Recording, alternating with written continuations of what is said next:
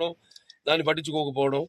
ఎప్పటికప్పుడు వచ్చినా మన వాళ్ళంతా టచ్లో ఉన్నా, నేను కూడా వచ్చినప్పుడు ప్రత్యక్షంగా చెప్పడం, లేకపోతే ఫోన్ ద్వారా నాకు తెలియజేయడం. వాటికి నేను పోయినసారి కూడా సబ్ కలెక్టర్ గారితో మాట్లాడడం జరిగింది ఒకనొక విషయం గురించి. అలాగే ఈ డొంగకి దారులు ఇప్పుడు చెప్పారు, నీటికి వేసున్నారు, 1-2 మిగిలి ఉన్నాయి.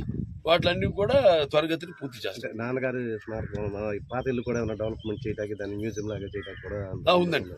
అది కూడా ఉంది, ఐడియా కూడా ఉంది. త్వరగతిలో ప్రారంభించేస్తాం పనులు కూడా. అది టైం పడుతుంది, ఒక 6-8 నెలలు పడుతుంది. మాది ప్రాఫిట్ నో లాస్.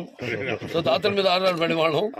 సో త్వరగతిన ఇప్పుడున్న ఆసుపత్రి ఎక్స్పాండ్ చేస్తున్నాం హైదరాబాద్ కూడా. ఎందుకంటే చూస్తున్నాం కేసులు పెరిగిపోయి, ఇన్సూరెన్స్ పెరిగిపోయి.